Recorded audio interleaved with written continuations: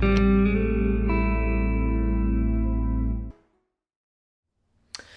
everyone and welcome back to the channel. In today's video we are going to be talking about earnings restrictions whenever you're receiving benefits aside from disability and you are under your full retirement age. So whether that's retirement, survivor's benefits, or maybe like a child auxiliary benefit. So if you have a parent that's either on disability, maybe they're on retirement benefits, or maybe has passed away, and you get a job and you're making some money, even if you're a child, you would still fall under these restrictions as well. Before we get into the video, please make sure to subscribe so that and turn on your bell notification so you're always notified whenever a new video is out. If you got something out of the video, you enjoyed it, please give it a thumbs up. And if you had any additional questions, please leave a comment down below so that I can address that as soon as possible. So here we are on the Social Security website again. And these are, at least the last 20 years, these are the earnings limit. And it does kind of dive into it here a little bit, but I'll be giving kind of like a live scenario, I guess you could say, and kind of working it out, because a lot of people seem to be confused at how this works. All right, so whenever you're receiving a reduced benefit under your full retirement age, there are restrictions to how much money you can make. So you can work. And a lot of the comments I read online, a lot of people are kind of giving out right information. And then there's other people who are saying things like, yeah, but you can only work like 20 hours a week. So first and foremost, it doesn't matter necessarily how many hours a week that you work. It goes by your gross wages, which is before any taxes, deductions, insurance, allotments, 401k contributions, anything like that come out of your paycheck. So your gross amount is the bigger part of your paycheck that, unfortunately, that you don't see. And that's what the Social Security Administration goes by, because that's what you pay taxes on. So when you get a W-2, you pay taxes on your gross wages.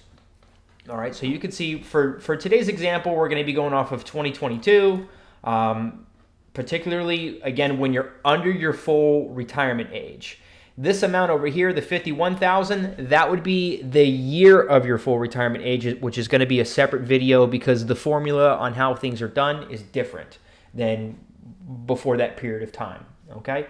So in 2022, the annual earnings restriction is $19,560 in gross wages. Okay, so that's how much money you can make specifically from work. So that's not like you have maybe a retirement pension from something else, or not Social Security related. So let's say that you worked for like a company. Well, if you have a pension, it's probably from like a government municipality, like a city or a county or maybe a state, right? So let's say you're getting a pension. That is not the same as wages. So the annual earnings test is for wages. That means that you're actively employed and going to work and making money. So that's what that is, okay? So again, $19,560 gross. For today's example, I went ahead and I looked up what the average monthly benefit is this year, okay? Or at least as far as October goes. And again, this is a Social Security website, as you can see, ssa.gov. So if we come down here under Table 2, type of beneficiary, we're just going to look at retirement benefits. We're going to come over here, average monthly benefit in dollars, $1,630. We're going to round down to the nearest dollar and just call it $1,630 for our example. All right, now we're going to bring up our example. So working while receiving retirement, or as I said before, an auxiliary or a survivor's benefit, under your full retirement age. I cannot stress that enough. So if you were to reach your full retirement age, let's say in May of this year, or let's say May of next year, that would be a whole separate calculation than this year, okay? So there are, I left myself a note here, there are tons of different examples of how this can work out, and this is just a couple that I thought of real quick in my head of some of the things that I've seen. All right, so I jotted it down, 2022 average monthly benefit, $1,630. We're going to start off with the first year that you receive benefits. There's actually two different types of earnings tests. There's the annual earnings test, other known as the AET. This is where they use the full calendar year looking at your work. And then there's the monthly earnings test, which is the MET. This is where they look at your wages month by month. All right, and I'm going to go over the different examples of what this would consider. So when we're looking at the annual earnings test, you basically have a restriction to how much money you can make for the year. If you go over that restriction while you're under your full retirement age, for every $2 you go over, $1 should be withheld from your benefits. A common question or response that I would get anytime that I would say that is, okay, so they'll just take $1 out of my monthly benefit. No. Social Security withholds benefits up front. So when you file an application for retirement benefits, and let's say that you're working at the time and you know you're going to continue to work, it is your responsibility to disclose that to Social Security. And if you don't, and you go over the limit, it will result in an overpayment. I assure you, if you're especially if you're a W-2 employee, those wages will get reported to the IRS, whether it's by you or your employer. Because remember, your employer, if you're W-2, is responsible for half the tax burden. The other half of the tax burden comes directly out of your paycheck by the time that you get it. So there's really, everything's already paid by the time you receive your direct deposit or however you get paid. Your employer is going to file their taxes with the IRS probably before you do. So when that gets done, the IRS is going to be notified by them how much money you made. So again, if you don't report it to the Social Security office, eventually they're going to find out and you will have an overpayment. Now, that's for W-2 employees, but it's important to note that if you're self-employed or a 1099 independent contractor, and that's how you file your taxes, if you're self-employed, you would have a Schedule C, a Schedule SE, and probably some sort of itemized worksheet. If you're a 1099 employee, then you'll have a 1099. If you're a independent contractor, if you file that way rather than a W-2 employee, the Social Security Administration doesn't look at your gross wages. They look at your net profit, okay? Because that's what you pay your taxes on when you're self-employed. So as an example, let's say that you had made $10,000 as a self-employed person or independent contractor, and you had $8,000 in write-offs, then you're only going to pay Social Security taxes on the last 2,000 of that 10, because that's your profit, right? So if you claimed a loss, then you're going to pay nothing, which, depending on your situation, that may be what you're aiming for. If you're looking for Social Security credits and you claim a loss every year, then don't expect to have those earnings a part of your benefit computation and what the Social Security Administration pays you, if at all. So if you've been a self-employed person your whole life and you've written off as much as you can, let's say everything, then you're not going to have the credits you need to file for Social Security or get Medicare Part A for free. And then that might lead to other things, depending on if you're married or not. You can dive deeper that way, but I digress. But so something to be cognizant of, again, if you're a self-employed person or 1099, then it goes by your net profit, because that's ultimately where your tax burden is going to lie with the IRS. Okay? So going back to it, again, you have a restriction. For every $2 you go over the restriction, $1 is withheld from your benefits. That is done up front. So if you're in a situation where you're making, like $40,000 and you want to apply for retirement benefits, and, through the formula that we're about to go over, let's say that you'll get like 1 check out of the year or something like that. Or let's say that you're eligible for 5 checks, it would realistically be after they calculate what they would have to withhold. So if you're making $40,000 for the year, you come in January and you say, I want to file as soon as possible. And maybe because of your benefit amount, it works out to where you get paid for some months. It would probably be towards the end of the year. It's because for the rest of the year, they're withholding to account for your work. Okay, so we'll dive into it now. So the annual earnings test. Step one, you need to estimate your wages accurately. So most people, I would say, are probably on an hourly rate. So the way that I would always do it, and it was pretty spot on. So let's say that you're making $15 an hour and you are working 25 hours a week. Okay, so you do 15 times 25. That's $375 a week. Then you're going to multiply that by 4.33. 4.33 represents the average amount of weeks in any given month during the year. So if you're to do that, that means if you're making $15 an hour, working $25 or working 25 hours a week, it is likely that you'll make around $1,623 gross for the month. I can't tell you how accurate that 4.33 has been throughout my SSA career. It's really spot on for how simple that is.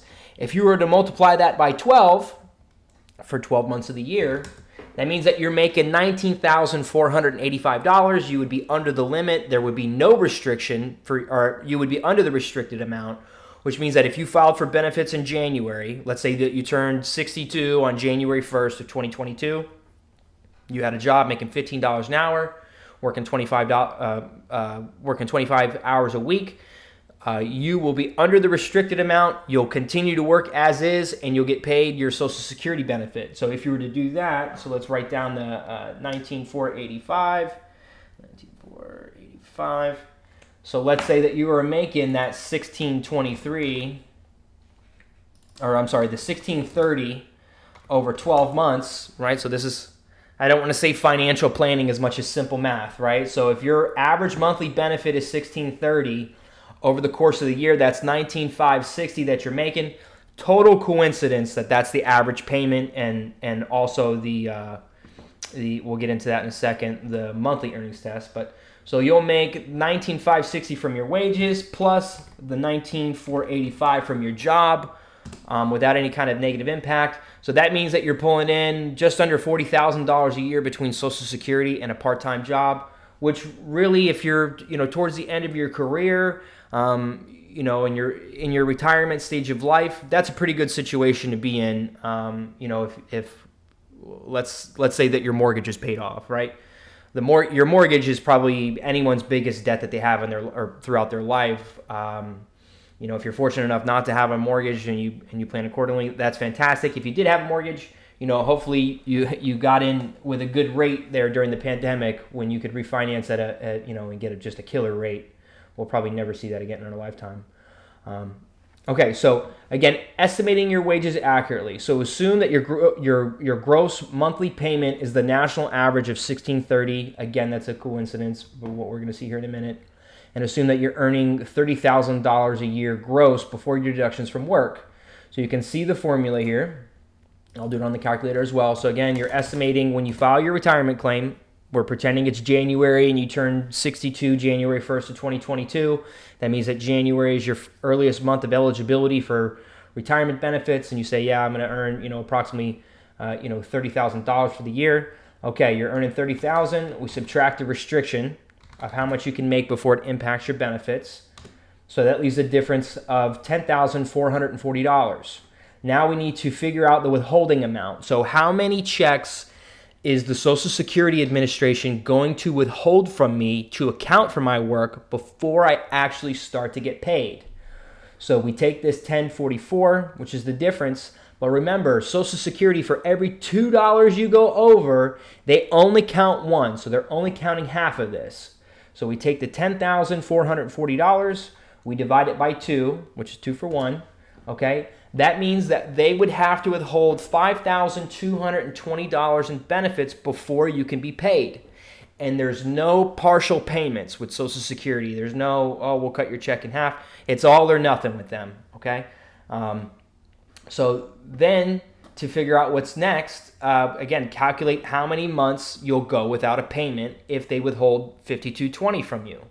So we take the $5,220 and we divide it by our gross monthly benefit amount, which is 1630. Comes out to 3.202 and a bunch of other numbers. Social Security is going to round this up to 4, okay? So again, if you turn 62 January 1st of 2022, January is the earliest month that you can elect your retirement benefits to begin. Let's say that you did that and you're working, earning approximately $30,000 a year. If you have your benefits start in January, Social Security always pays a month behind.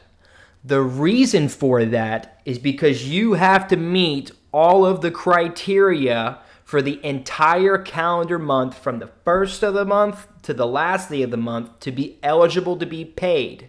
That's why you get paid a month behind. If you're born after 1954 and your birthday falls between the 1st and the 10th, you get paid on the second Wednesday of the month. If you're born between the 11th and the 20th, you get paid on the third Wednesday of the month. If you're born between the 21st and the 31st, you get paid on the fourth Wednesday of the month. And then if you're born before 1954, you get paid on the third of the month, as well as I believe there's some disability beneficiaries that still get paid on the third of the month as well. I believe it depends on when you filed your claim. All right. So Social Security is going to round up to 4. So if your benefits are effective with January, that means that you will not be paid February, March, April, and May, and your first direct deposit would be in June on whatever Wednesday you're supposed to be paid based off of your birthday. Okay? And that's that's just my note here. If we use a full calendar year for your benefits to begin, I think I just went over the math, considering February, et cetera, then June is going to be the first time you get paid. All right, and that's pretty much how it works. Kind of going back into, again, you're born on January 1st. Social Security determines your eligibility for benefits, one of the things at least, is your birthday. And they always look at the day before, not always, but in some cases they look at the day before. This is true for early retirement benefits. So if you were born on January 2nd, if you turn 62 on January 2nd of 2022, they are going to look at it as January 1st. And then your first month, the first calendar month that you're 62 for the entire month would be January. And your first payment would be in February. But let's say you were born, or you turned 62, I don't know why I keep saying that, you turned 62 on January 3rd of 2022. Now the first calendar month that you're 62 for the entire month won't be until February. And again, Social Security pays a month behind, so your first check wouldn't be due until March on whatever Wednesday you were supposed to get paid. In this case, if it was the 3rd, it would be the second Wednesday of the month. Okay, so if you're born on the 1st or the 2nd of the month, you got lucky and it puts you in a more advantageous position. If you're born between the 3rd and the 31st, then you get stuck with the following month as your earliest month of eligibility for any kind of retirement or survivor's benefit. All right. Moving on into the monthly earnings test. Now, there's kind of a couple different ways that this can be looked at. And again, there's endless scenarios. There's so many different variables that, again, I often use the example. You and your twin brother could have married twin sisters, and their situation is different than yours. Every person or every couple has their own unique circumstances. This is just a couple that kind of rattled off the top of my head. It's important to note that the monthly earnings test can only be used the first calendar year that you're receiving benefits. Okay, so if you're in year 2, then you're kind of out of gas with this.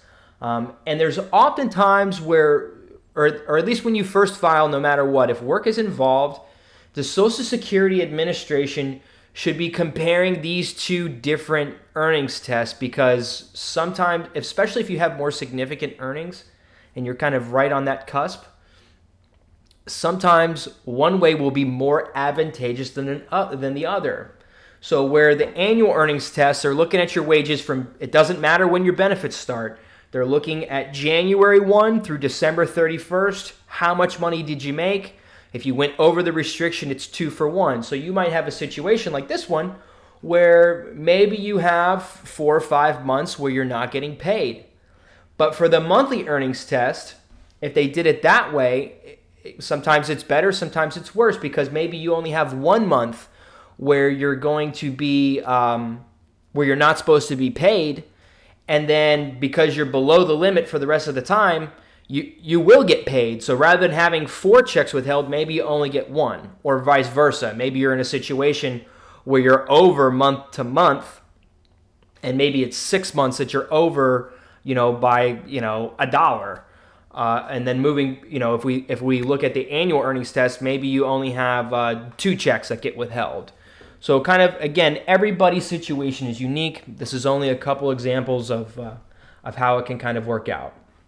All right, so again, monthly earnings test examples. In example 1, let's say that you have very significant work. Now, I put on here $150,000. I realize that there's a lot of people out there that don't make that amount of money, maybe have never made that amount of money. I specifically use an extreme number to kind of emphasize my point here. So assume that you're making $150,000 a year. That breaks down to $12,500 a month, but you stop working at the end of May. If you stopped working at the end of May, that means that from the beginning of January through the end of May, you have pulled in about $62,500, right? So I guess this might work out here. So if let's look at $62,500 subtracted the annual amount. So you're over by $42,940. Again, 2 for 1 for the first example of the annual earnings test. We divide that by 2. $21,470 is what would have to be withheld in benefits before the Social Security Administration could pay you. If we divide that by 1630, which is the national average at the end of October, that comes out to 13 payments, right? So here's a situation where the monthly earnings test will benefit you over the annual earnings test. So if we looked at this 62.5 with the annual way, you're not supposed to be paid at all. Right? This would be 13 checks that you're not supposed to get, which there's only 12 months in the year, so you're not going to get paid at all. But let's say that, again, you stopped working at the end of May. So even though you're way over the annual amount, because your work stopped, or in this case, you went part-time, or no, in this first one, we stopped work totally. So the earliest that your benefits could be based off of your income that you've or your wages that you've made through the end of May, the earliest that your benefits could be effective would be June.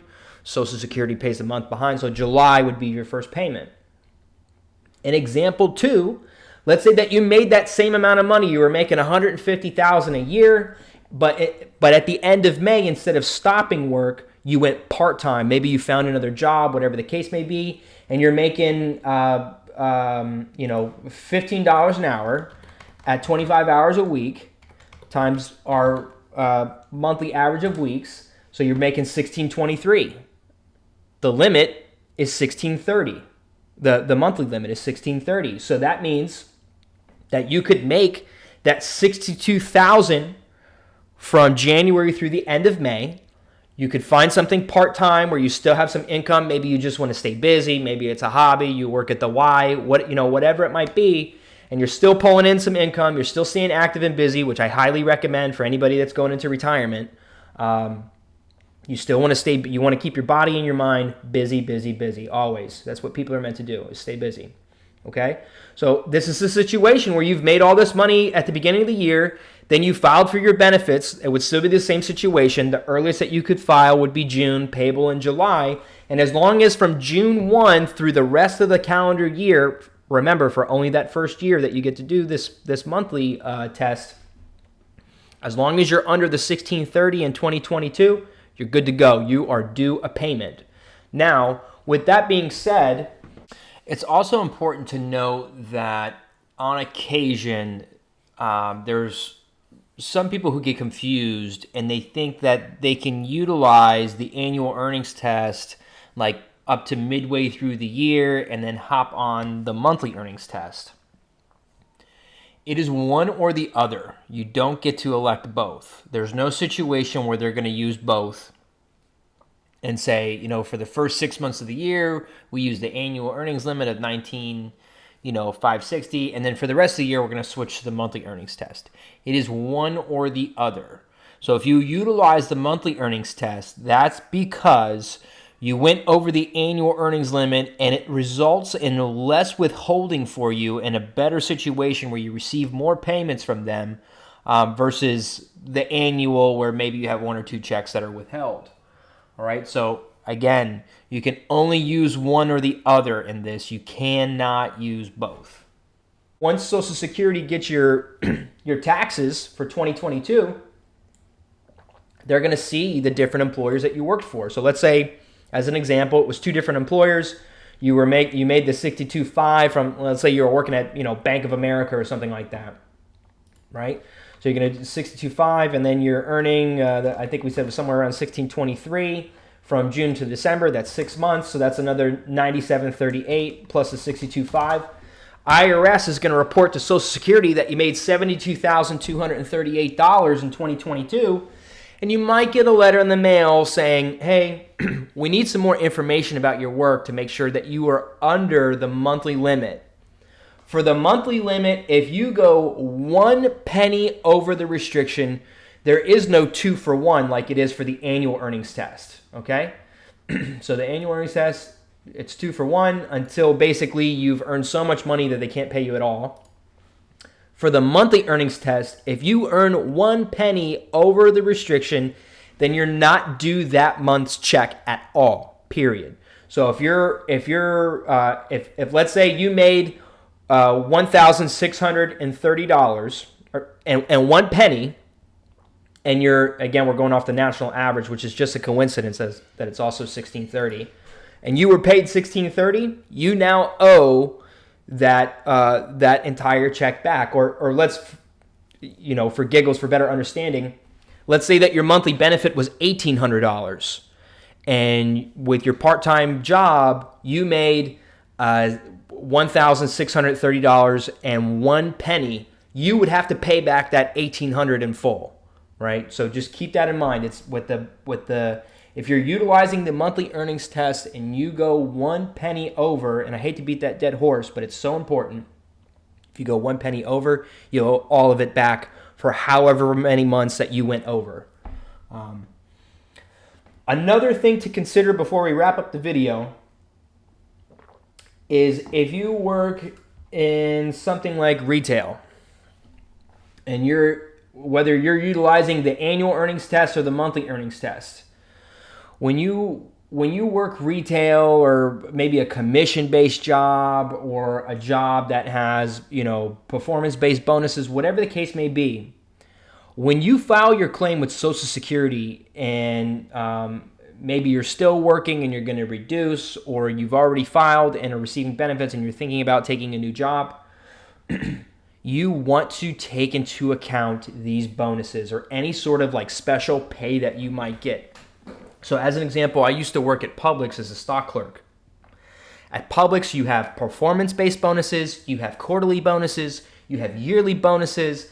Your store manager might give you, you have inventory bonuses. Your store manager might, if you're a good employee, they might give you a holiday gift from corporate. That could be a couple $100, right? So you want to take into account all of these things.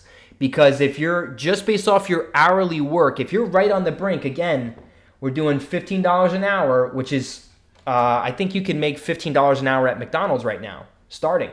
And they'll give you a sign-on bonus at some places because things have been so rough with trying to find, if you've been to any restaurant in the last year and a half, you know that they're having staffing issues, that they're short. So there's a lot of businesses out there that are giving, a lot of incentives to kind of go to work, right? So if you have a job where you're making $15 an hour, 25 hours a week, which is, that's like prime part-time hours, times 4.33, 16.23. So that leaves $7 for the month.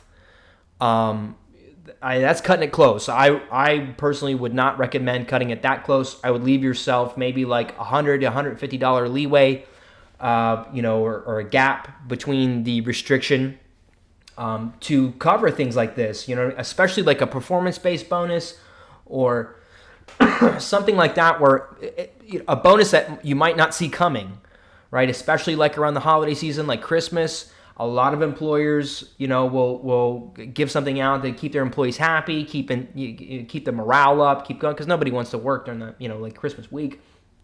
So you get a little bonus, makes you feel better, keeps you productive, right? That's realistically the whole point of that. But make sure that when you're getting that it's not going to put you over your limit, because if they're going to give you $150, it puts you over the limit. Well, now it's going to cost you a Social Security check.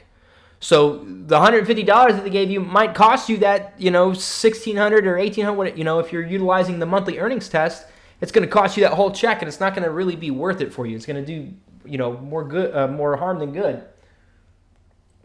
So that's really something that you want to keep in mind and be cognizant of. Maybe even tell your employer, like, hey, listen, when I say that I can work part-time, like, these are the hours that I can work, and no matter what, I cannot go over this. So if you were going to give me a bonus, give me a gift card or something like that, because if it comes through, direct deposit like a paycheck would, or whether it's a separate paycheck or a part of the normal pay period, it will show up on your W-2. And if you get the letter from Social Security, they're going to say, okay, you were supposed to be under 1630 in December. Let me see your pay stubs from December. Otherwise, the overpayment's staying. So it's your responsibility to prove to them that you did not go over the limit. And they will 100% do that. I used to do that on a constant basis whenever somebody would dispute an overpayment. And I'll tell you, when the overpayment is because of work, especially when you're a W-2 employee, it is usually very black and white. And the facts aren't going to change, and that's the first thing that they're going to say is, okay, let me see your pay stub. That's really the end of that conversation. If you went over, you went over. If there was a mistake, or you have to show that, okay, yeah, again, in the case where you have multiple employers, maybe you made $70,000 from one employer and only $9,700 for the rest of the year through the other one, then you just have to show that you're under the 1630 and you're good to go. That's going to wrap up the video for today. I hope you enjoyed it. If you did, please make sure to click the like button. If you have any questions or you're confused about anything, leave a comment below, or you can go to my website, www.socialbenefitadvisors.com, and request a consultation, and we'll go over it that way. And I would greatly appreciate it if you could subscribe to the channel and turn on your bell notifications so that you're notified whenever I post a new video. Thank you so much for listening. I hope you enjoyed, and have a fantastic day.